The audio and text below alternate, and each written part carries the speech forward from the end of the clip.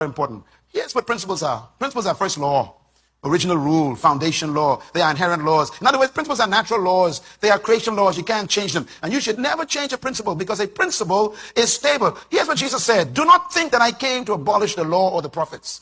Matthew 5:17. I didn't come to abolish the law, but to fulfill them. And I tell you the truth, unless heaven and earth disappears, not one small letter, nor the least stroke of the pen will by any means disappear from the law until everything is accomplished. Anyone who breaks the least of these commandments and laws and teaches others to break them is called least in my kingdom. But if anyone teaches those who keep them and they practice those laws themselves, they shall be called what? Great in the kingdom. He says, law. Keep laws, keep laws. We get this idea that grace cancels law. Christ says, no, grace enforces laws. Grace was given so you could keep laws again. The laws of God. I'm not talking about ritual laws. I'm talking about the natural laws and the spiritual laws of God. They are still in force. And listen to me. We live in an age what we call rights. Everybody say rights. What is the big one, eh? I want my rights. I got a right to marry who I want to marry. I got a right to sleep where I want to sleep. I got a right to smoke marijuana. I got a right. Everybody got a right. They're going to soon ask for rights to sleep with dogs. And because you're in democracy, they got to give it to them. Because they can argue the same foundation as anything else. I have a right. Write this down. It's very important. Not all rights are protected. What did I say? Not all rights should be protected. No. Sir Vincent Churchill said something, and I heard it this week. I read it. He said, democracy is the worst form of government, except the others. What he's saying is, it ain't no different either.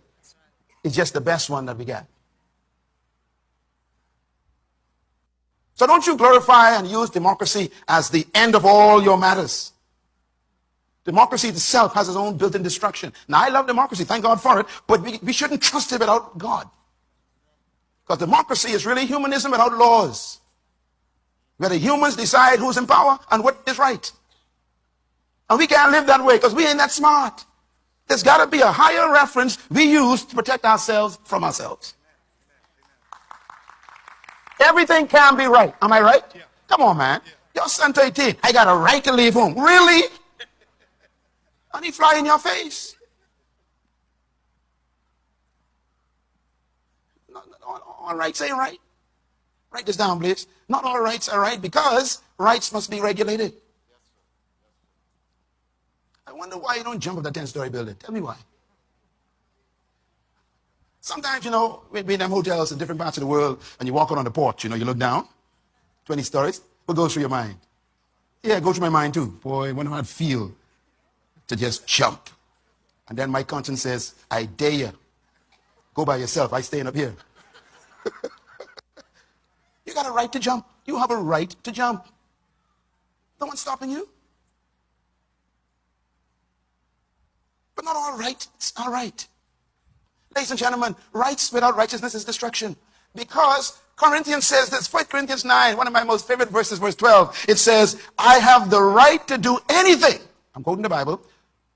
You say, but not everything is beneficial. Let me quote it again. This is from the Bible, okay? Listen carefully. 1 Corinthians 9, 12. I have the right to do anything I want, but not everything is beneficial. Can you say it with me out loud? I have the right to do anything, but not everything is beneficial. I have a right to cigarettes. I can smoke cigarettes, I don't smoke cigarettes. I don't think about that, this morning, meditating. I was thinking, cigarettes. You got a right to cigarettes. The government gives you permission to smoke cigarettes. Then they got to deal with your lung cancer and spend billions of dollars on your health care afterwards. This government mentality is strange.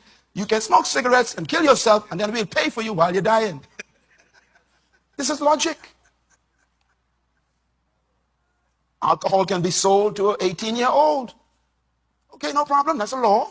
You can walk into a bar room at 18 and buy all the hard liquor you want. No restrictions on what you buy. And at 21, you're an alcoholic.